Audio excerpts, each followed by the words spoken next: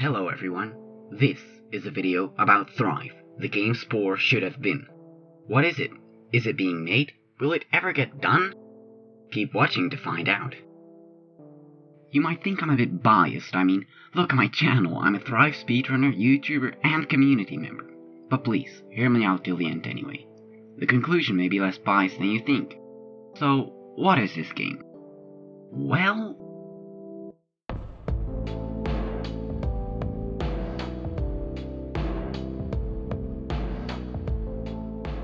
we'll get to Thrive, but I feel like I need to address the elephant in the room first. To talk about Thrive, we have to talk about Spore. If you clicked on this video, I'm sure you'll know what it is, but let's refresh your memory anyway. I promise I'll be brief. Spore was a game that generated some major hype when Will Wright showcased a demo of it back in 2005. Will promised players the ability to evolve their own creature, guiding it from single cellularity to the space age in a deep, immersive world. And to teach you the simulation dynamics at every level, so that by the time you get to the space game, you can kind of fractally surf, both horizontally, from planet to planet, and vertically, from like city to civ to tribal.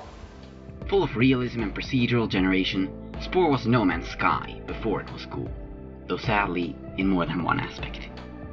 The game failed to live up to its hype. Now, don't get me wrong, Spore was already far ahead of its time. It featured multiple different evolutionary stages, from microbial to creature to civilization. It had player-driven creativity to a degree that no game had ever shown before. And the graphics programmer in me can't help but admire those procedural animations. But even this was but an empty husk of the game we were promised. Though it had creativity, it did not have science. Spore was too simple, too cutesy, too commercial. The game was received with disappointment. Almost immediately fans called for sequels or expansions to fix its issues, and while Maxis created several DLC packs, none addressed the core complaints. No realistic evolution, a needlessly cute aesthetic, and a complete lack of depth. Concepts for improved versions were common, but few were very practical.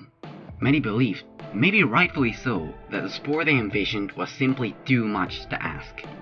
That is, until in 2009, on the official Spore forums, an image was posted. A user named Sven claimed that this was a screenshot from a game called Evolutions!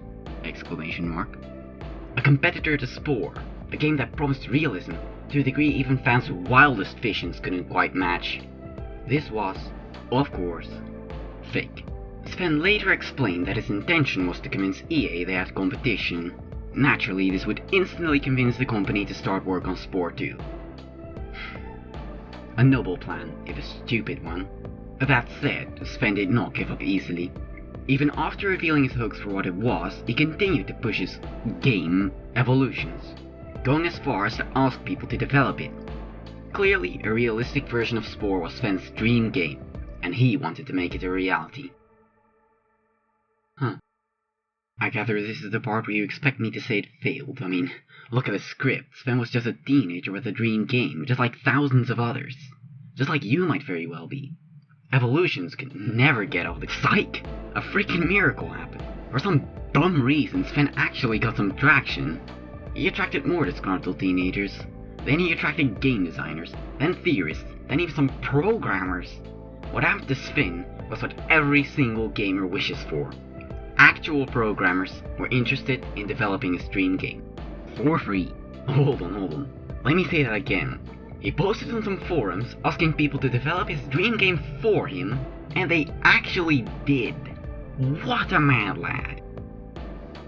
Unfortunately, the project had some issues. The biggest of those issues was Sven.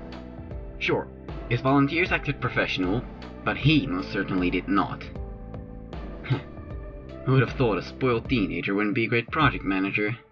Oh well, he wasn't. Sven demanded to be the sole person with admin privileges, even when bots attacked his forums and he wasn't there to deal with it. Sven was constantly absent during critical moments, and people weren't having it. So this is where it fails, yes? Well, the developers were done, but with Sven, not with the game. They simply copied over most of their work on the project, renamed it to Thrive, and went on with a new project lead. Honestly, it wasn't even that bad for him. Without their manager, the Thrive developers could actually get things done. And the game was still free and even open source. If Sven wanted to, he could literally see the entire source code in the open and do whatever with it. To be honest, Sven getting dumped was the best thing that could have happened for his own game. Sven's dream game was getting developed by real programmers, in open source. Naturally, he threw a fit, and left. Out of their new project, the Thrive devs made this. It's a cell simulator, based on the cell stage of Spore. This microbial stage of Thrive will surely be the first of many to come. I mean, they're just getting started, right? They just kicked out Sven, right? Oh, wait. That was a decade ago? Okay, so time moves fast and maybe they didn't make the most amount of progress. Maybe after a decade of work you expected more. You're not the first. The speed of Thrive development is... well, memes explain it better than I ever could.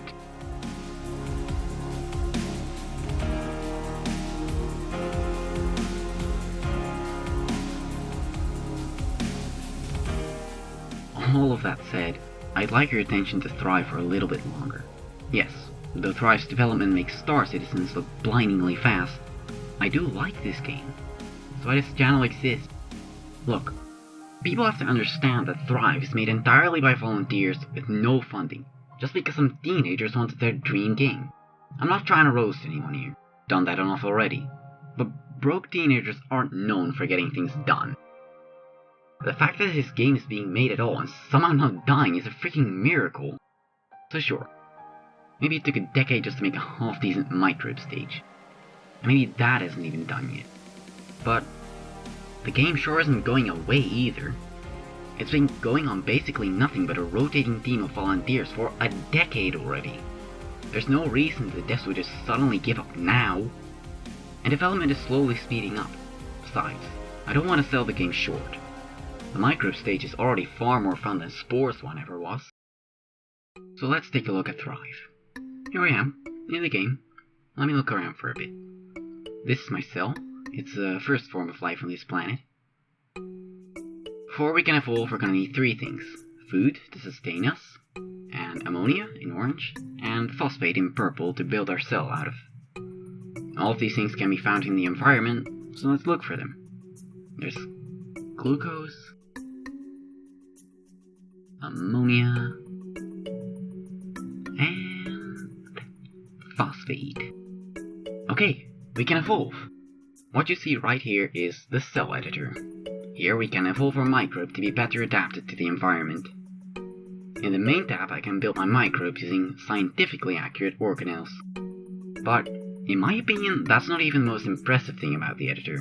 The most impressive thing you will find here. The Auto Evo report.